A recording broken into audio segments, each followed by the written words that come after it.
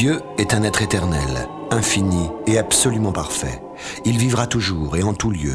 Son existence éternelle et omniprésente constituera le temps et l'espace. Cette citation est de Isaac Newton, un savant éminent et profondément religieux, selon lequel l'espace est le corps de Dieu. Mais avant lui, nombre de philosophes, de savants et de religieux se sont posé la question de l'origine de l'univers qui nous entoure. Pourquoi existe-t-il ? Quel est notre rôle à l'intérieur de cette structure extraordinaire ?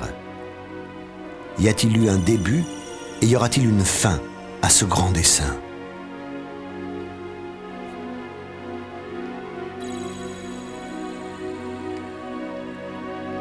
La cosmologie, la science s'intéressant en propre à la structure et aux origines de l'univers, semble constamment en crise. Les anciennes théories vacillent et de nouvelles prolifèrent pour tenter d'expliquer ces innombrables galaxies dont la lumière resplendit au-dessus de nous jusqu'à plus de 14 milliards d'années-lumière. Les astronomes scrutent les quasars les plus lointains, peut-être des galaxies qui viennent de naître. Dans ces régions si éloignées du cosmos, ils peuvent en profiter pour lancer un coup d'œil sur le passé, puisque les images qui nous en proviennent datent presque du Big Bang. Mais que s'est-il passé juste au moment de cette explosion, de ce fameux Big Bang qui serait à l'origine de la création de la matière composant tous les corps célestes ? Et quel sera le destin de l'univers ? Va-t-il continuer à s'étendre indéfiniment, ou bien va-t-il s'effondrer et disparaître comme il est né ?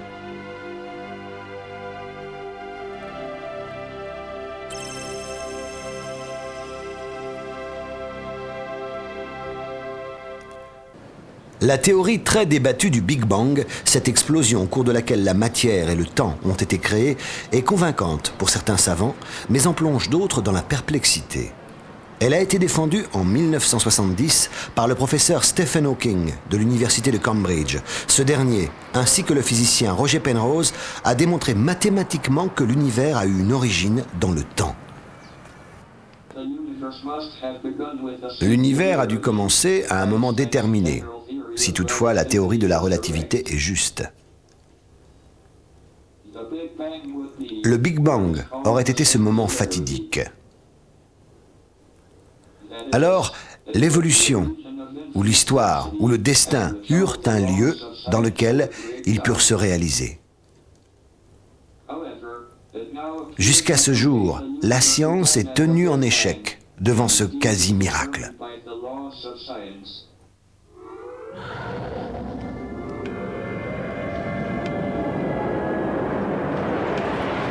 Le début de tout, il y a environ 15 à 20 milliards d'années.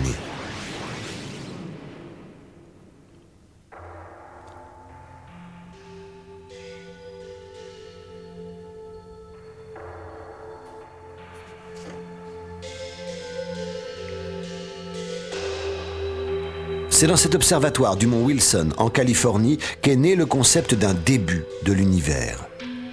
L'astronome Edwin Hubble a fait ici la découverte la plus importante de l'histoire de la cosmologie. C'est en 1917 qu'a commencé une sorte de course à la construction de télescopes géants. Cet énorme réflecteur allait permettre à Hubble d'observer les étoiles et surtout les galaxies les plus lointaines. En 1924, il démontra que la nébuleuse connue sous le nom d'Andromède était une autre galaxie très semblable à la nôtre. En 1929, il parvint à prouver que l'univers était en expansion. Écoutons le professeur Gregory Benford.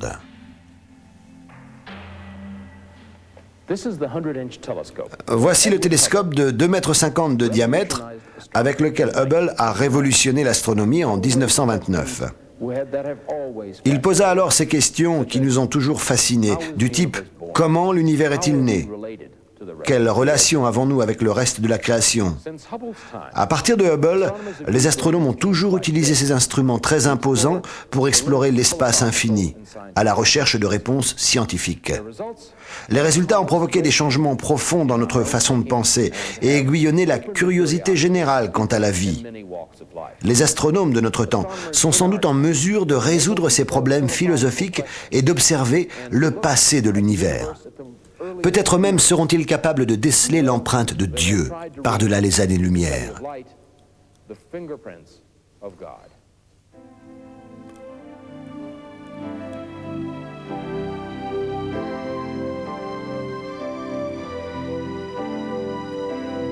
Hubble a utilisé le plus grand télescope de l'époque. Il a ouvert une nouvelle ère à l'astronomie. Les procédures pour obtenir données et informations étaient alors extrêmement lentes. Son objectif était de photographier des galaxies lointaines, mais il ne pouvait exposer qu'une seule plaque photographique qui devait donc durer toute la nuit. Il fallait ensuite étudier attentivement cette plaque au microscope. C'est ainsi que Hubble a pu enregistrer la distance de chaque galaxie, mais aussi leur vitesse d'éloignement ou de rapprochement par rapport à nous.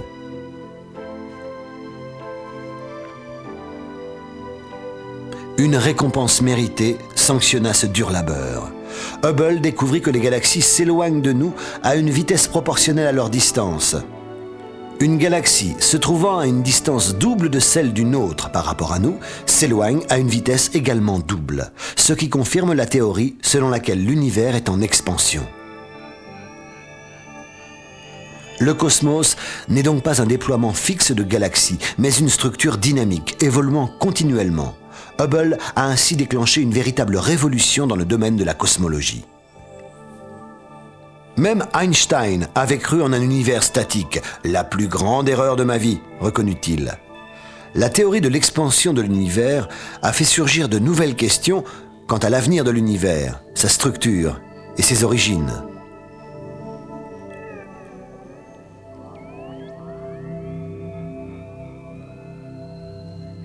Les étoiles de notre galaxie, à notre échelle de temps, paraissent figées dans leur constellation, mais sur de grandes échelles de temps ou de distance, la voûte céleste est continuellement en mouvement. Si l'univers s'étend ainsi depuis son origine, au début, il devait être bien plus petit. En partant de cette lapalissade, George Gamow, un physicien de l'Université du Colorado, s'est interrogé sur ce qu'avait pu être l'origine de l'univers. En remontant dans le temps, sans oublier d'intégrer l'aspect physique de la matière et l'augmentation nécessaire de la température, Gamow s'est rendu compte qu'au début, il dut y avoir une énorme boule de feu. En 1948, la physique nucléaire en était encore à ses débuts. Gamow fut un de ses premiers représentants. En appliquant les nouvelles découvertes à l'univers en expansion, Gamow a pu évaluer la température du cosmos juste après sa naissance et même en estimer la date de naissance. Il a suggéré aussi qu'il devait encore exister des traces de ce feu primordial dans l'univers refroidi, que l'on pourrait repérer sous la forme d'ondes électromagnétiques.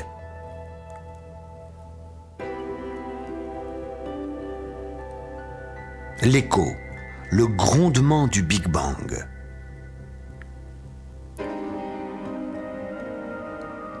C'était une théorie brillante et révolutionnaire, mais inacceptable pour ses contemporains du fait de l'absence de preuves.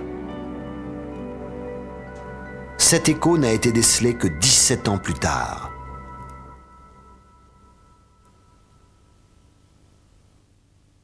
Dans les années 50-60, la théorie du Big Bang est entrée en compétition sérieuse avec une théorie complètement différente. En fait, c'est celle de la création continue de Hoyle, Bondi et Gould. Tandis que dans le Big Bang, on suppose que toute la matière est apparue d'un seul coup il y a, disons, 15 milliards d'années. Dans la création continue, la matière apparaît de façon très discrète, un petit peu partout, un petit peu à la fois, en sorte de compenser la diminution de densité de l'univers. Au fur et à mesure que l'univers s'accroît, il y a de la matière qui apparaît un petit peu partout pour compenser la diminution de densité. Donc, il n'y a pas de différence essentielle avec les observations, mais ça a des implications extraordinaires pour le passé et pour le futur de l'univers. Dans le cas de la création continue, qui est dit aussi de l'état stationnaire, l'univers en moyenne était le même dans le passé et il sera le même dans le futur.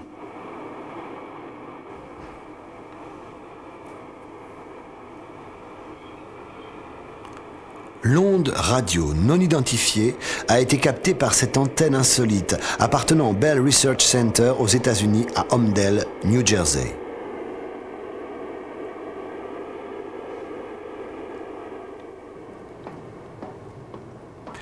Au début des années 60, on demanda à Robert Wilson et à son collègue Arno Penzias, qui travaillait pour cette compagnie téléphonique, d'étudier les interférences radio qui perturbaient les premières tentatives de communication par satellite. Ils se mirent au travail avec un cornet acoustique gigantesque. Cet énorme instrument capta le sifflement fatidique. Mais de quelle partie du ciel arrivait-il ? Ils s'efforcèrent d'identifier chaque onde radio reçue, mais le bruit semblait parvenir de toutes les directions, quelles que soient les positions de l'antenne. Il s'agissait d'un bruit d'une uniformité étrange. Et s'il était dû à l'installation ? Écoutons Robert Wilson. Un jour, je suis allé au labo avec Arno. J'ai pris une échelle que j'ai appuyée là. Nous sommes montés tous les deux. On a tout frotté. On a même rincé avec une pompe de jardin afin d'éliminer les déjections des oiseaux. Notre problème, c'était la perturbation électrique provoquée par New York. Face à un problème de ce type, et si on dispose d'un révélateur très sensible, la seule chose à faire, c'est de le pointer sur l'endroit intéressé. C'est ce qu'on a fait. On l'a baissé, on l'a fait tourner dans toutes les directions, car New York n'était peut-être pas le seul problème. Et en effet, on a découvert de nombreuses sources de radiation. En général, le réflecteur refuse les signaux en provenance de la Terre, ce qui améliore l'observation. Mais il y avait toujours la même perturbation.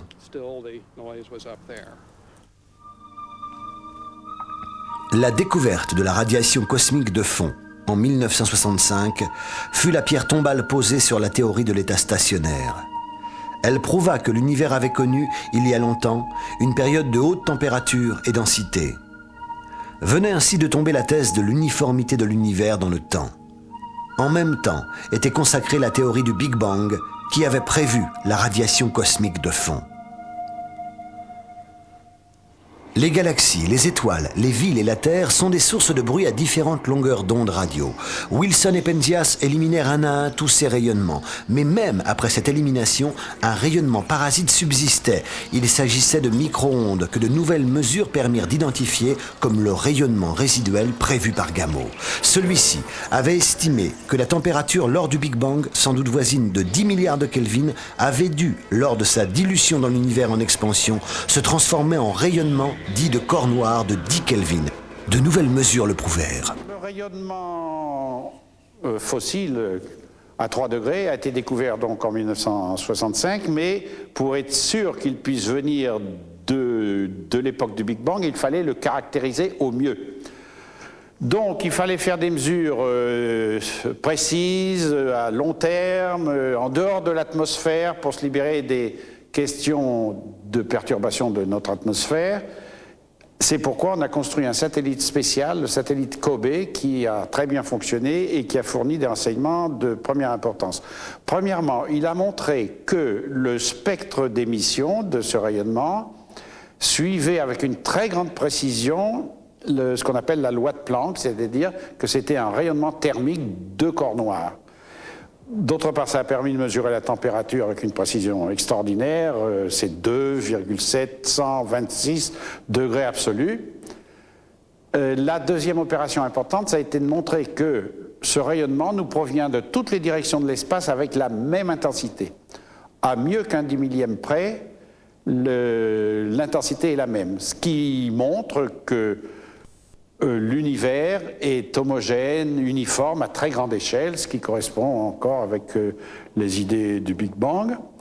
Et puis enfin, un dernier volet auquel on s'est attaché beaucoup et auquel on s'attache encore beaucoup, c'est celui d'essayer de détecter à la surface du ciel des petites fluctuations, comme des petites zones plus ou moins émissives, qui pourraient être les traces de germes de densité plus grande, dans les époques lointaines, d'où auraient pu se former par la suite les galaxies et les amas de galaxies. Alors ça, c'est une question qui est encore en pleine évolution, qu'il faudra régler avec des mesures encore plus précises et puis l'aide des théoriciens.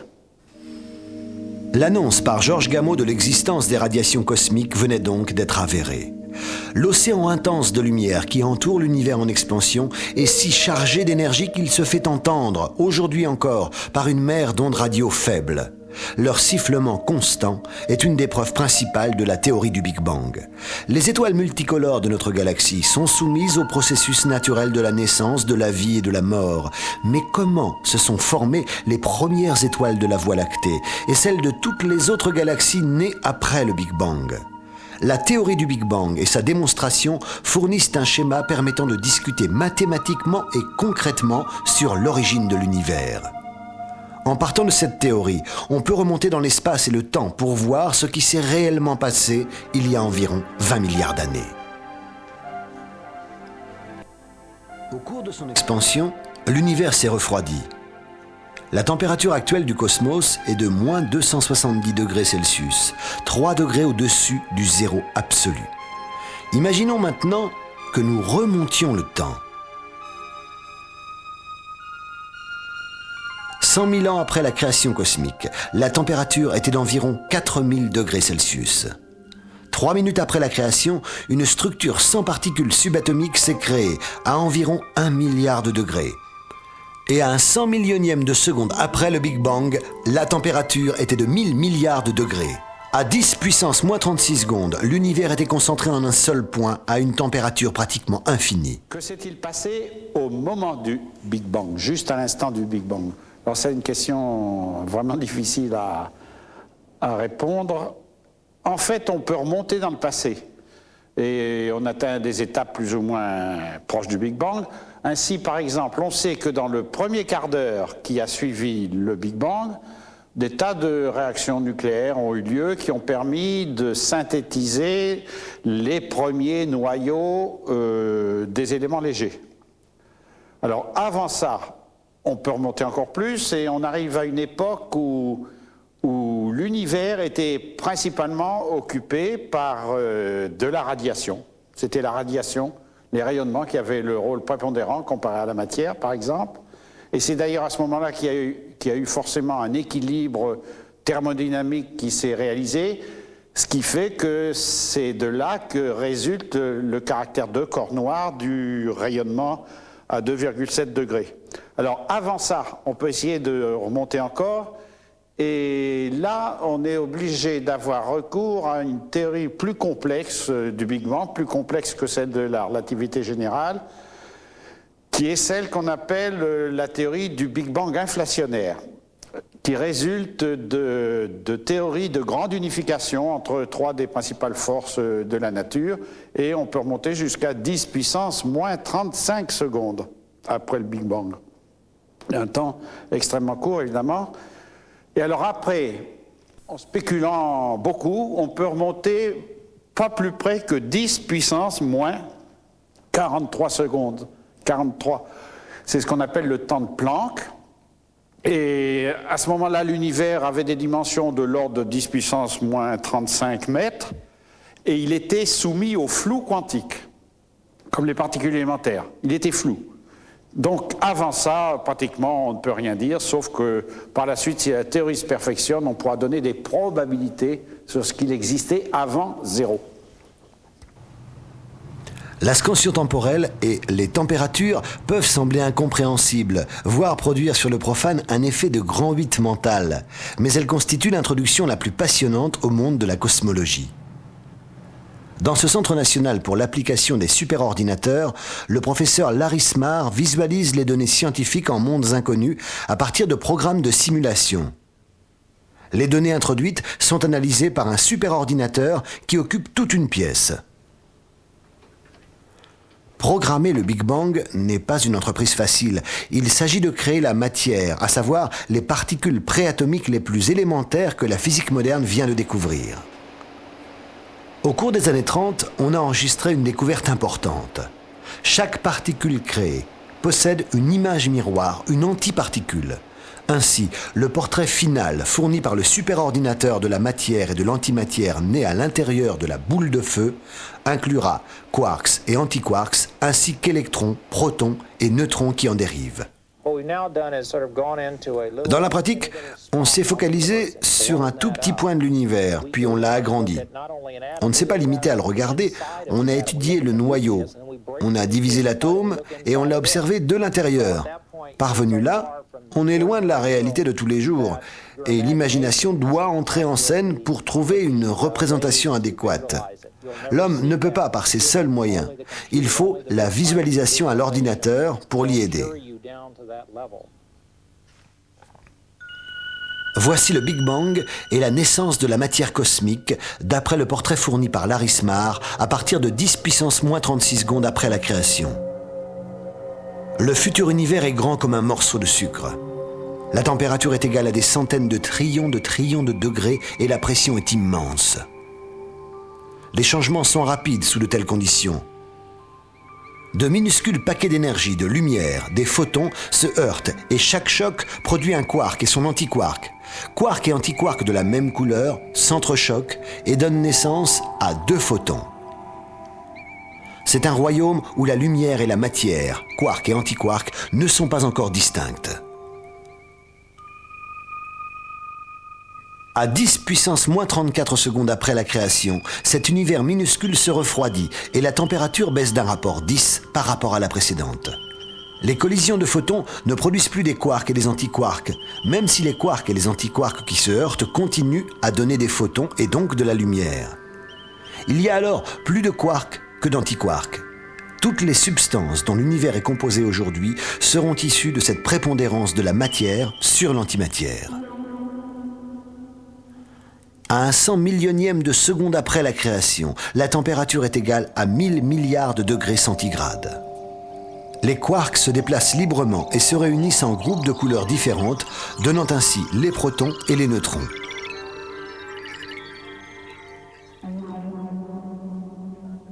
À 3 minutes de l'expansion cosmique, la température est descendue à 1 milliard de degrés. Le refroidissement de l'univers permet aux protons et aux neutrons de se réunir pour former le noyau atomique de l'hélium. 100 000 ans après le Big Bang, la température est descendue à 4000 degrés. Les électrons libres se joignent au noyau atomique en formant des atomes d'hydrogène et d'hélium.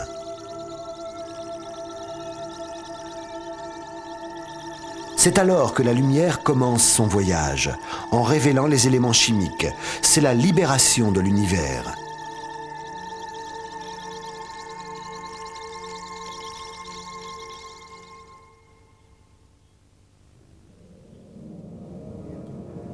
Les éléments chimiques commencent à s'unir et donneront la splendide structure galactique de l'univers. Il y a là assez de matière pour former un amas d'environ 15 galaxies. Sous l'effet de la gravité, des régions entières de densité supérieure se condensent et chacune d'elles évoluera en une galaxie d'étoiles. Le grand nuage de gaz d'1 milliard d'années d'âge cosmique continuera à se condenser de par sa propre gravité. Les étoiles jeunes se concentreront dans le gonflement central de la galaxie, à son stade embryonnaire. Avec le temps, apparaîtra une galaxie comme la Voie lactée. Ses dimensions vont bien au-delà de notre imagination et elles tournent dans une immensité presque incompréhensible, l'univers en expansion. Telles sont, du moins, les théories actuelles.